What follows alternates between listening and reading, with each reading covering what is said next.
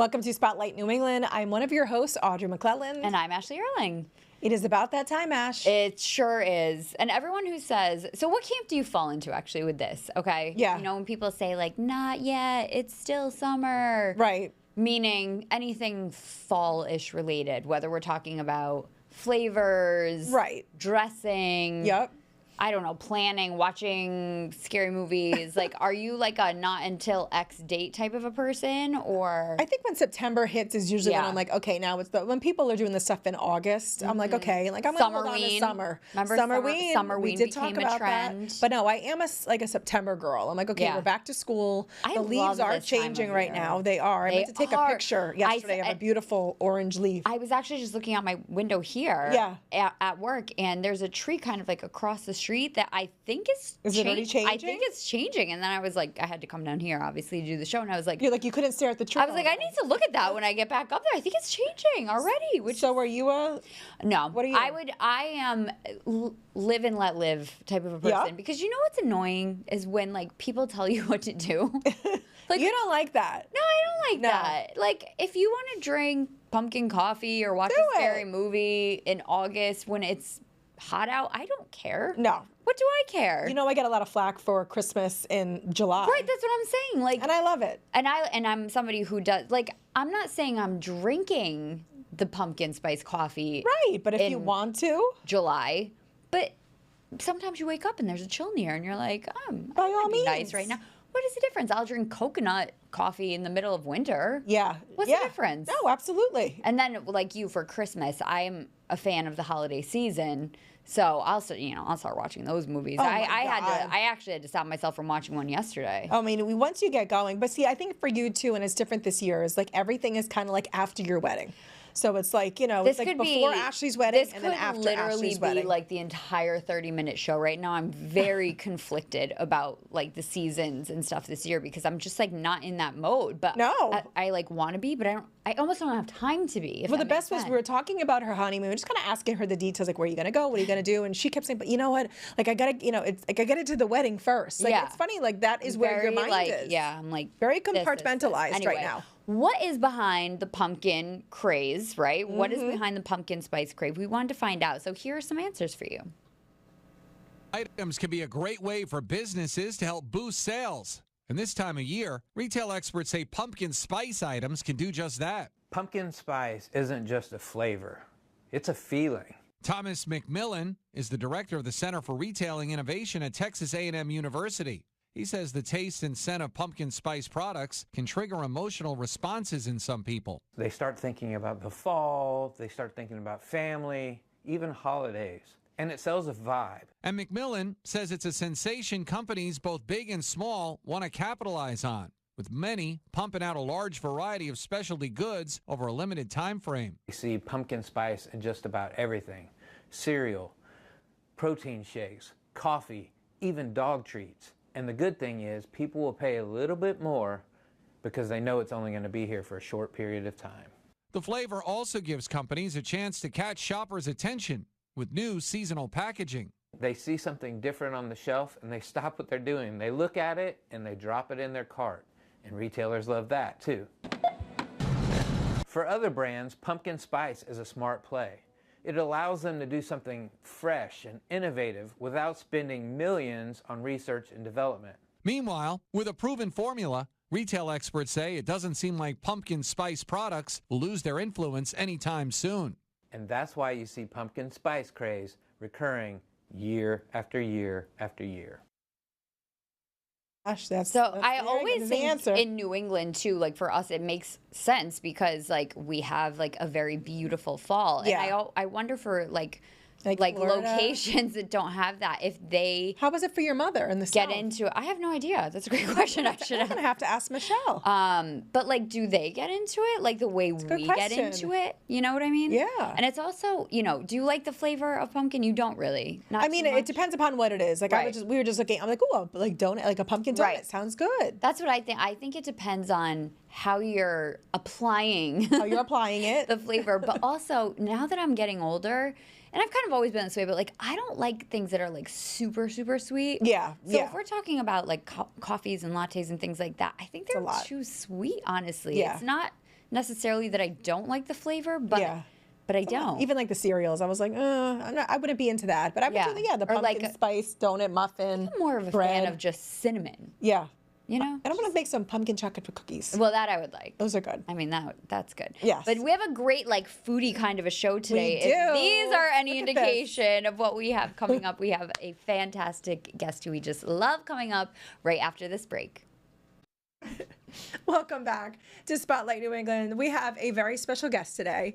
We are huge fans. We have Maggie Pearson, who is the unbelievable like creator of Feast and Fettle. We have the cookbook right here that she has created as well. It is a food delivery service which has just like, it's blown up. It's grown like leaps and bounds, and just talking with Maggie before we came on air, it's getting even bigger. So Maggie, thanks for being here. Thank you for having me. We're so excited to have you guys. And this is like unique for me because I'm not cooking. I know. But it's just a straight up like chat. It's different. So you brought food anyway. So I brought food because I was like, I can't show up without like anything. So is cooking just like always been a part of who you are? For sure. Yeah. I was like I kind of write about this in the book, but I was one of like 12 grandchildren, and I'm the only one that would like follow my like grandmother around in the kitchen, and she would make Thanksgiving and I would be like there, and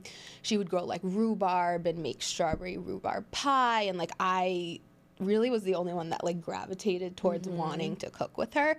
I also was that child that would like just watch Food Network on my own accord, like not cartoons. I just saw a reel and it was like, I found the sensibility in like a 30-minute meal when I was like 10 years old. And I was like, this was me. And like my parents really did a great job of letting me like experiment in the kitchen. Obviously I wasn't like a great cook from early age, but I feel like you do kind of have to let your kids get in there and make a mess and like burn something. And they would like welcome that. So I've definitely always been like food and cooking and reading. I love to hear you say that. Like get in the kitchen and get dirty and you know, and experiment. That's actually really important for parents to hear that. That's great. I have kids now, so I understand like the patience of it. Especially, and are you able to let go and let them? It's even harder as a professional chef to like let my kids like that's gotta be tough. and like mix things, and I'm just like but I'm also like pretty tough on them. Like I'll be like, curl your fingers when you're like cutting a knife, but I'll like let them use a pretty dull regular knife. Like I mean, not like a super, but I'm kind of in the camp of like dull, you might actually cut yourself more, but I'm not gonna give them like an 8-inch chef knife, but like they use some serrated knives and stuff, but I'm pretty like on them about it, and I'll like quiz them on like, what is this fruit or what is this vegetable? I love that. And, like we have a big garden, and you know, kids are all different. So my oldest is like really into the garden and like picking and cooking. My youngest could like care less. It doesn't matter what I do. He'll eat it, but like he doesn't care about he's happy to eat it. So I think even whatever we do, like we can't make our kids like the things we like. So.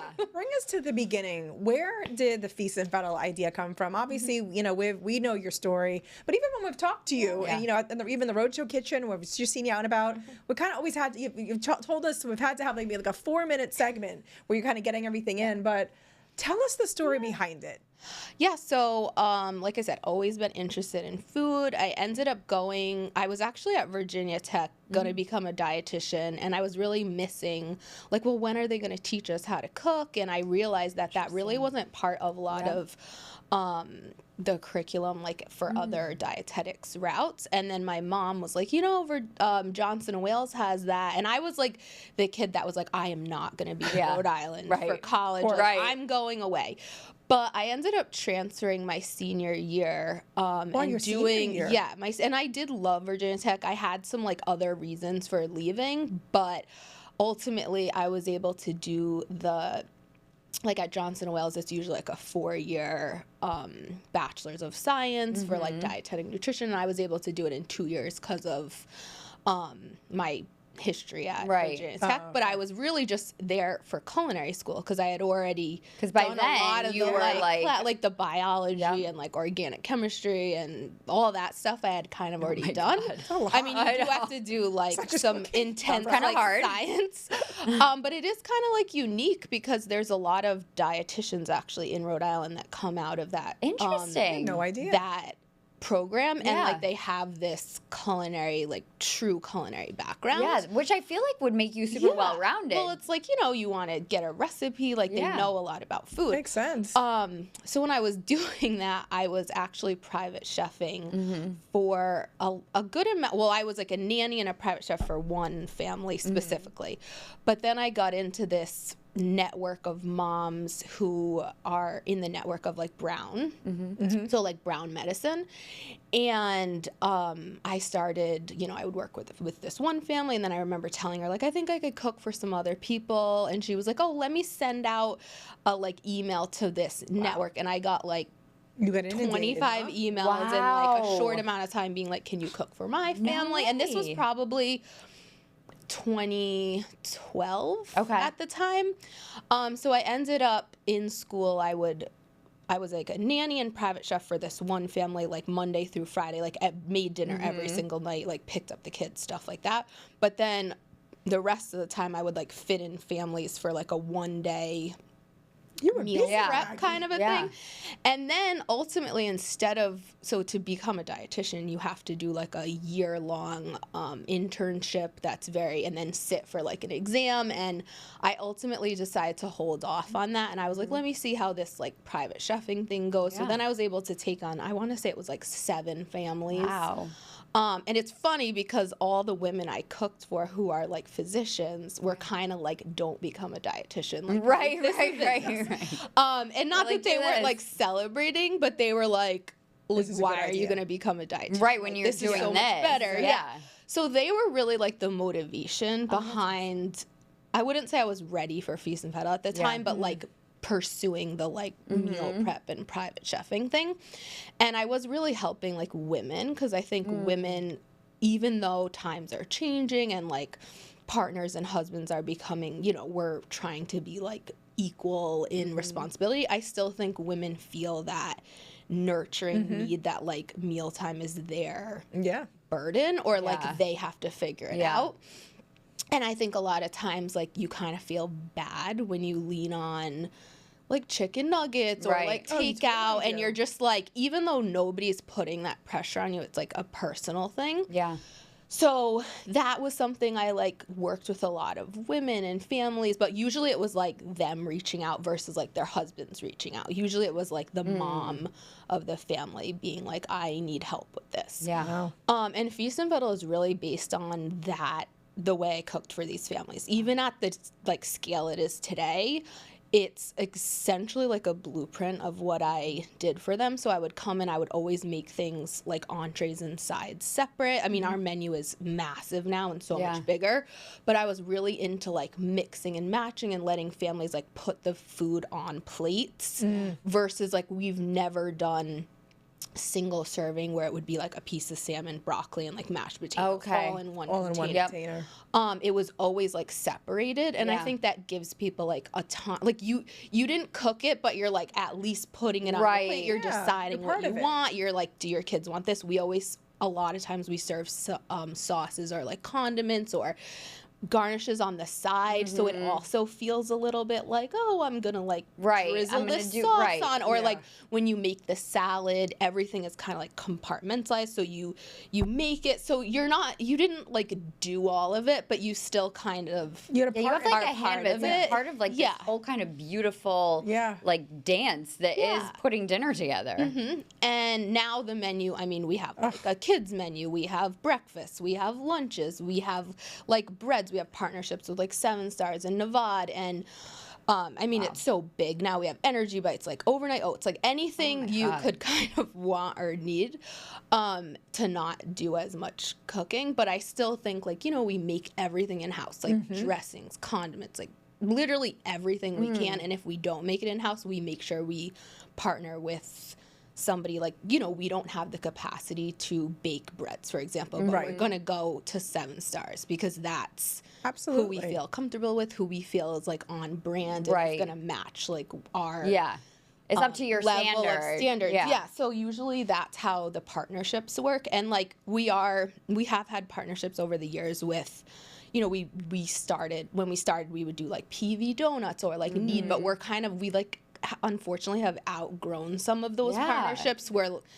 it's like thousands and thousands of people that we're serving. So sometimes like if people notice that we haven't partnered with certain local businesses, usually it's because of that. They just can't meet the demand. It's not that we don't think they have Maggie, like an how have product. you grown so much and how are you doing all of this?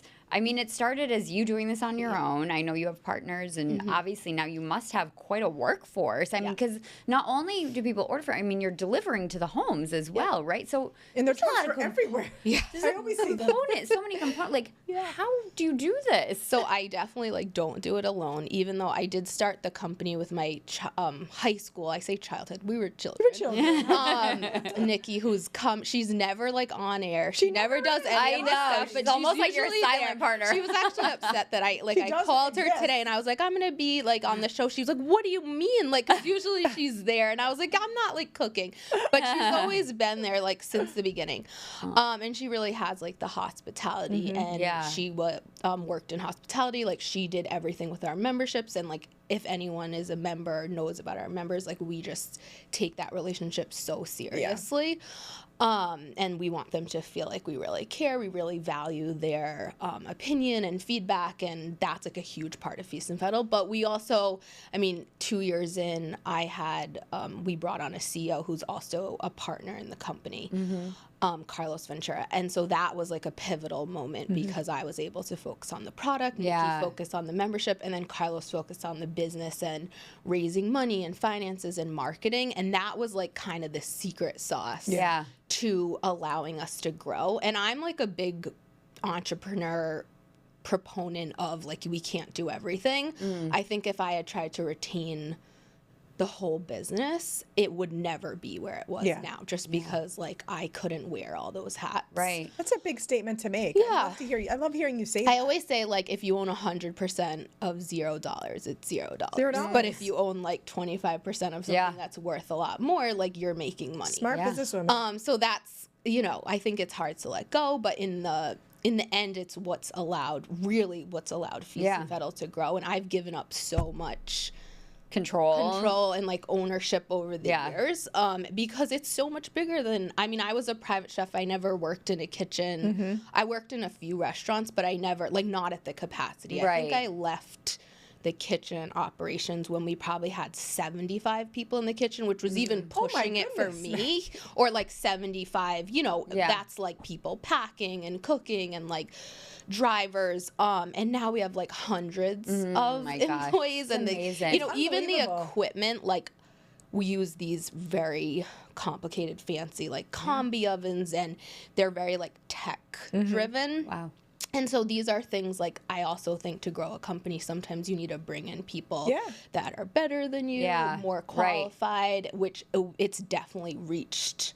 Like we need people that can manage ops. Like we're not just a food business. We're also a tech company. We're also an ops. Like, so we have, I might be getting the number wrong because it changes a lot, but I think we were at like 60 vans. That number might be closer to like 80 now. So I mean, managing routes, the drivers, like the like maintenance, like we have vans that can't even manage my commute to work.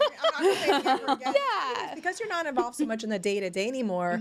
Like, what else, you know, is out there for you that, like, you know, before we let you go, can you give us a little, like, any other passions, anything else you like kind of want to do? Yeah. So writing the book was like a reason, something I did because I wasn't in like the day to day. Because I even talk about like my publisher being like, so how much do you do at Feast and Fettle? Because this is like a big job to write a book, and like we really need you available. So like me telling them that I wasn't really managing the day to day made them feel more comfortable. So like doing that, I mean, the book's been out almost a year. Yeah, so I was gonna say about a year, 15th. Right? Yeah. I mean, would love to write another book.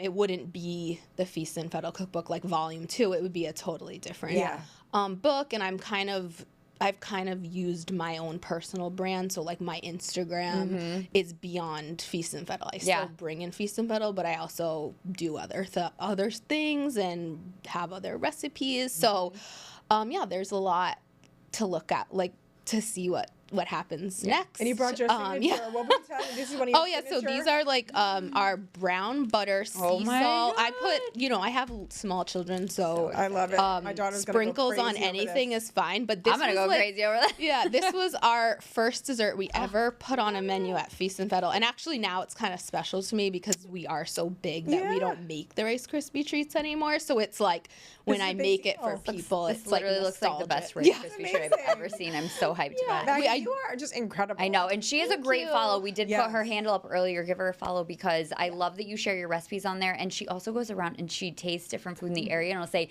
these are the best things that I've been eating lately. And I love that. I like write it down or bookmark it or save it. I have my like every month I'm like best things I ate in like August or September, and I love it. I'm like, oh my God, go! I need to go. We gotta have you back to share more. Anytime. You are really such a go-getter, such an incredible woman, and so humble too. I have to be honest. So thanks for being with us. Of course, anytime. Thank you. And stick around because we have more coming with Spotlight New England.